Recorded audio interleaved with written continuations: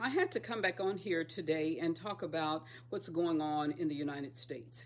After watching the Democrat National Convention last night and after seeing their whole convention based on hatred, what they're doing is they're trying to program their people to hate the other Americans.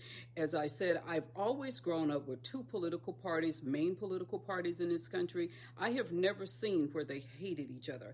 And I have seen several presidential elections, but this level of hatred is not coincidental. Okay, I want you to understand that is planned hatred. If you notice, if you look at Joe Biden's speech last night and how angry he was, I was like, if you haven't talked to the American people with all of the things that are going on in this world, the last thing you should do is come up and yell at people and preach hatred. If you looked at Hillary Clinton, if you looked at Steve Kerr, you looked at all of the other people that spoke last night, they were preaching hatred. And the reason that that's so important to you is they were preaching hatred against Americans and against the USA. You understand that. That was not coincidental. I say now, after asking for the last month, that their party platform is hatred. It is to divide and to conquer. And the reason that's so important is I also read from Bricks News that President Biden had said for Americans to be prepared for nuclear conflicts with Russia, China, and North Korea. Now, I don't know about you, but that doesn't sound like a battle that anyone should want to be in, because that's assuming that we're the top dogs. And right now, we really aren't. And so I would be extremely concerned about that. And I would be concerned at how is my family going to survive this? A few years ago, and we have to admit, the United States was consumed by an evil power, a power that does not have our country's best interests at heart. If they did, we would not have open borders. The purpose of open borders is to change a culture. It is to change people who are accustomed to living together. On my street, right across the street from me, are two white men that are gay, and then next door to me is a black man. The next door on the other side of me is a Hispanic family. We live in harmony and have lived in harmony for 10 years, and we don't care about whatever. And you know what? I don't even know what political party they belong to, but we have lived in harmony. That's the way we are in America. So when you bring people from countries who have already been here for the first month they come here and they say they hate us and they hate our country, then what happens to our country? Then our country starts falling apart. This destruction of the United States is planned. It is intentional. So I want you to do something, and we need to talk about it. The most important thing that you can do is share information with your families. And I'm going to tell you, Robert F. Kennedy has some great information. You can go to YouTube or even on here. I don't know how long his videos are on here. Go to YouTube or go to X and just search for him. He has some great information on what's happening in the world. You need to know, and you need to know who your enemy is. My enemy is not my neighbor, the white guy that's homosexual across the street from me, or the Hispanic people that live next door to me, or the white people that live 2 doors down from me. Those are not my enemies. You must recognize who your enemies are. Your enemy right now, we're in a battle between good and evil. Good are the people that have been a part of our country, who came here however we got here, and we live in harmony. Evil are the people who want to destroy all of that. Understand that. So again, my message to the Democrats is that you are preaching hatred, and we know it. We know what you're doing. We know that you're preaching hatred, and we know and recognize that that's your party's platform.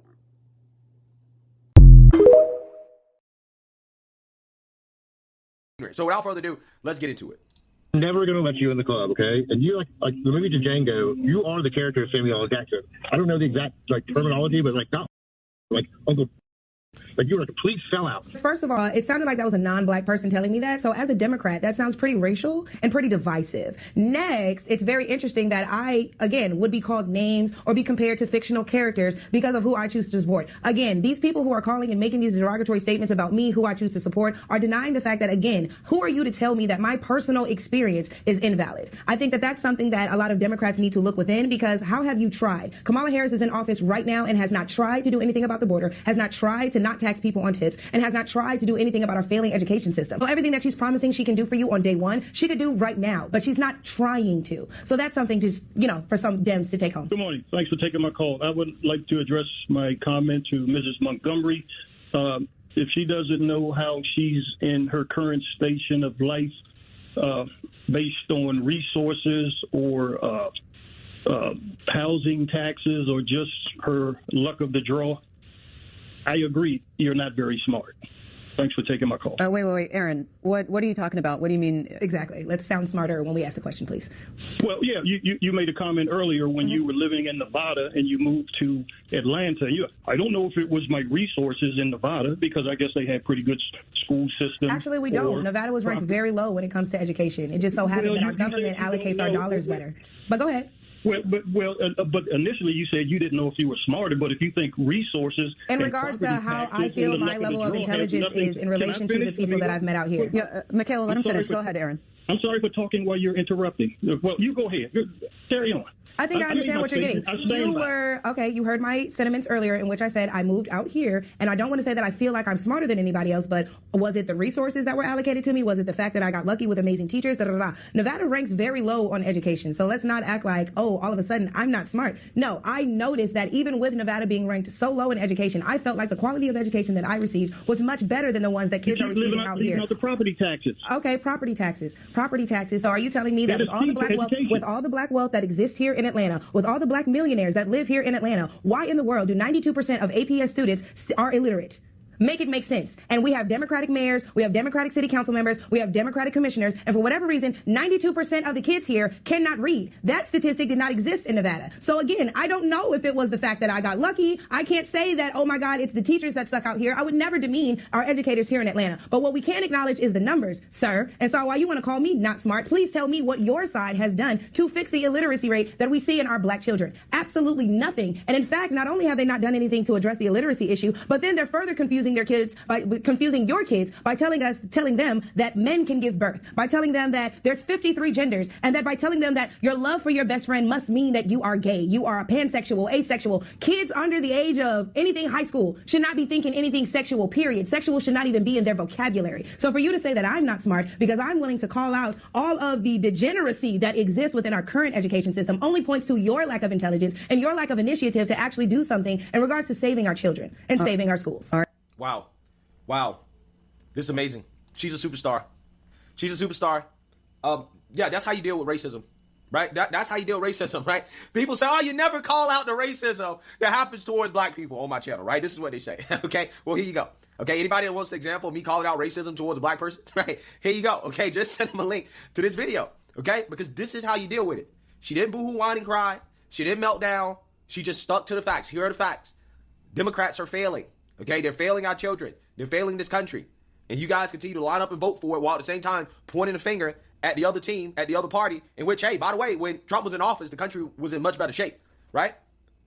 But you want to look down on black people who decided, you know what, we're not going to continue to go along with the current agenda of the Democrat Party. When black people have been going along with this for decades now, and have black people gotten out of it? What has America gotten out of it, right? That's a better question, okay? What has America gotten out of putting these Democrats in office?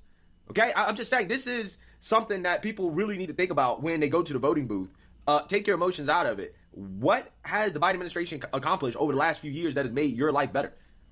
There's not a lot of things I can think of off the top of my head, if anything. So, again, shout out to Michaela Montgomery for schooling these white liberal Klansmen while remaining calm, okay, and cool and collected, right, and doing it with facts and logic. Yeah, this is how you handle racism, right, from the left, okay, because a lot of these people, a lot of these white liberals, this is how they feel. Never forget the Democrat Party was founded as the party of slavery, of racism, of hatred, of division, and this is what they continue to push in our society today while claiming that, we changed, right? That's not us anymore, okay? We don't do that, but when they get an opportunity, you see here, okay, anonymously, they show you that, yeah, that's exactly who they are. They're the same party that they've always been and that they've never changed, okay? This is still the party of the KKK, the Democrat Party, in white liberal racism, and you just saw it there on display. Let me know what you guys think. Make sure you like, comment, and subscribe. Most importantly, share a Black conservative perspective. Peace. We got homelessness in the streets of America. We got black folks out here. We've been struggling for a long time, but somehow, some way, you come up with $53 million for prepaid credit cards for illegal immigrants that were brought over to this city.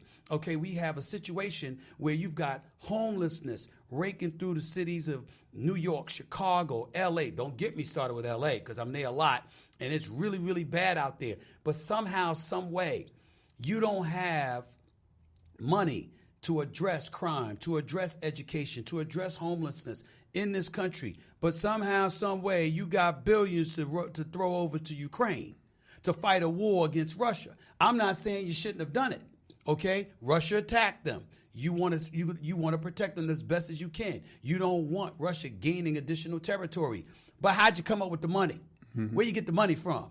Okay, and if you had the money to give to Ukraine, that means you had the money to address these problems. When the Israeli-Palestinian conflict took place, when Hamas invaded Israel and kidnapped people and killed folks last October 7th and what have you, okay, you had a deal to give Israel weapons, and you've been giving Israel money, but you're giving them even more money. Nobody's knocking that. We understand that. Well, some people might knock it, pro-Palestinian supporters and what have you may knock it, but the real issue is, how'd you come up with the money?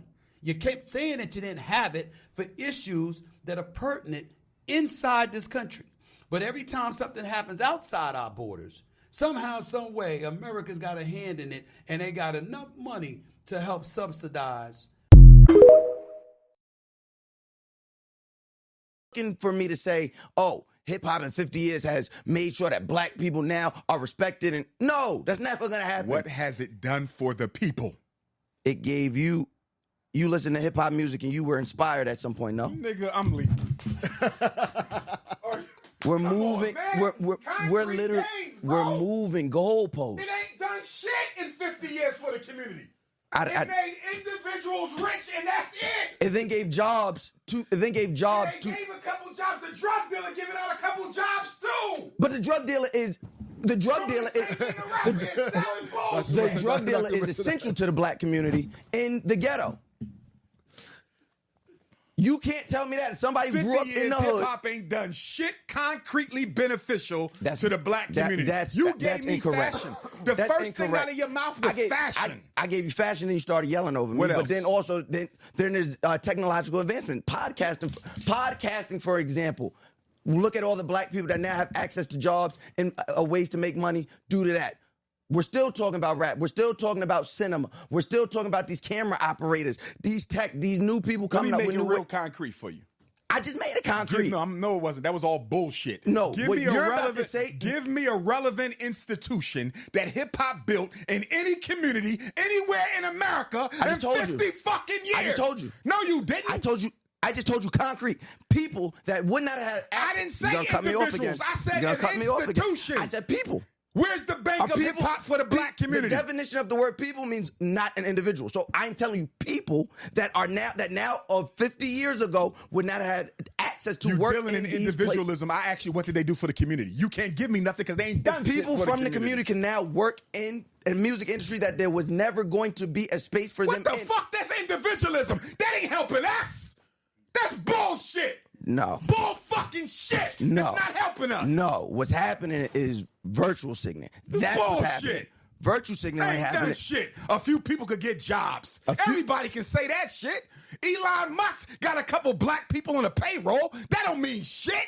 Elon Musk didn't come from black. He's not a black person. My point is, you can get a job from anywhere, whether they black or not. But now that's you're not getting a job. Benefit. Now black people. But you're still talking about individualism, bro. A few people. You've been around for 50 years, the most popular music genre in the world, billions and billions of dollars, and all you can tell me about is a few people can get jobs? That's bullshit when you look at the cost that the black community has had to pay for hip-hop.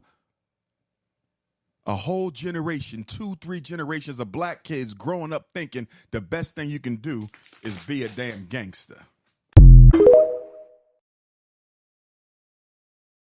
in all these speeches, as good as they were, is that she's in the White House right now.